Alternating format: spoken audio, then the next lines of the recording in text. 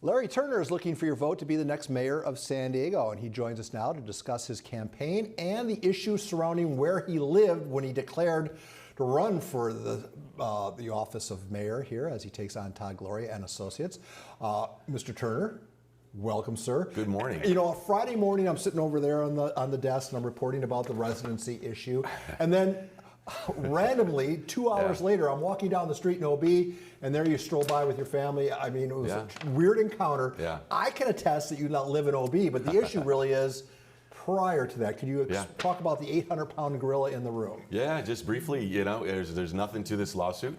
It's just a thing that they've brought up to try to fool people into not voting for me and voting for an easier opponent in November. So as we talked about, March 5th is the big day. But specifically, you were living in the East Village, moved to OB. It was during that 30-day window. Is there any rule saying that you can't move during that 30 days? No, the rules are very simple with this. You got to be 18, a U.S. citizen, and resided in the city for 30 days before you registered. I've been in the city for much longer than that. I've been in San Diego for 8 years, since I retired. From your side of the camp, this is much ado about nothing?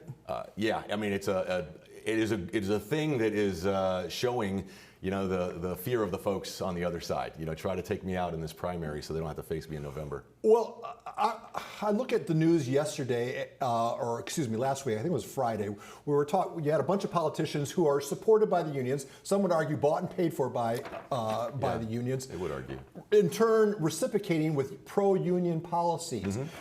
Union money has affected public education, public health. It's a housing. In the way housing, the way we do elections. How does an outsider like yourself, you're a declared independent, I believe. That's right. How do you break that stranglehold that union money has on our processes here? Yeah, I think that this is a very unique time in that people have got a chance to see this mayor and his administration for 3 years, and it has just been epic failure. So in that case, I don't think there's any amount of money, any amount of endorsements that are going to help him win in November. So when I go around everywhere in the city, everybody says the same thing. They are ready for something new, and that's how I beat it without the money. But like, how much has he spent, do you think? Well, I have been told that he's spent about $800,000 against me. How much have you spent? Probably $3 grand. Well, but see, that's. Can you even count on like the support of law? You're a former police officer, right? I am a current police officer. You're a current police officer. I was working earlier today. All right, so you're a police officer. Can you even count on the police union backing you? Don't know if I can count on that, but I know I can count on all the police officers voting for me. So, you know, these union heads and these different organizations that do backings or endorsements of politicians, they're doing it for some favors most of the time. And this isn't the 70s anymore. Everyone can go out and get their own information online and watch KUSI and do the research on candidates. So when they do their research on me, they're going to realize they're going to have the type of mayor that they've always wanted, one that has no strings attached from political parties, a strong independent that's taking the best from the right and the left. And I've got a great team of people on the right and the left that are going to help me as soon as we start on day one. I think the number one concern people have, and there are many, but I don't think people feel safe walking. And as a law enforcement officer, you can attest to that. People they're afraid to get banged on the head and get robbed and hurt, or have their stores ripped off. How do you fix that?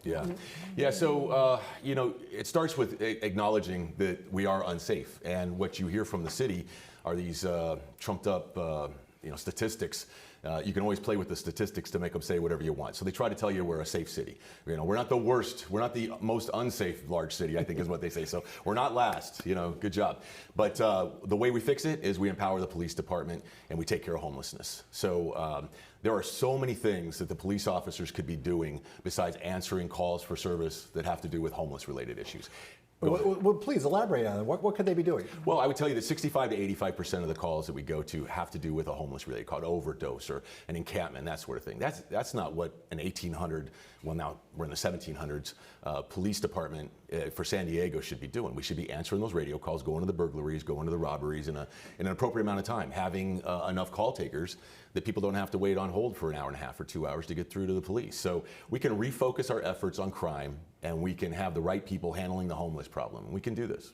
Can you somehow spin the lack of financial support into a plus, and that you're not obligated to anybody? That's true. When you take the office, you can do what you feel is right. Basically you'll be obligated only to the people who vote for you.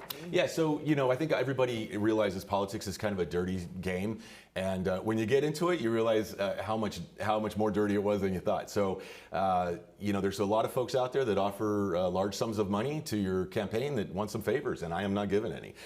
If you want a favor, don't give me your money. I'd rather lose and be who I am and be a good, honest, upstanding person, and you know, remain Larry. So, you know, I'm just trying to work for the people. I want to be their employee. I'm auditioning here for the job of mayor and to work for them. So, you know, at the end of the day, I don't think I'm going to need the big money to win this. I think people have been able to see as they're driving by, as they're walking by, the folks that can't go walk their dogs at night because they're in fear, the folks that are afraid for their kids' safety, and that's why I'm running. You know, I have a 1 and a 2-year-old, and this isn't the safe city it used to be, and a place that I don't feel I can raise my kids here. So, you know, I stepped up to do this for everybody.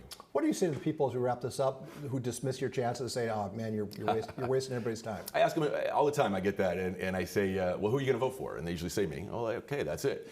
Everybody knows we need a change, and I'm the best candidate for this. I've had the leadership experience. I've run the large organizations. I know the city from inside the tent with the homeless all the way up to the politicians, and I've got a great team of people. We can turn this around, have faith, and have hope in San Diego. San Diego's going to win in this. Mr. Turner, thank you for your time. Thank you. We will obviously continue the conversation as we get closer and closer to November.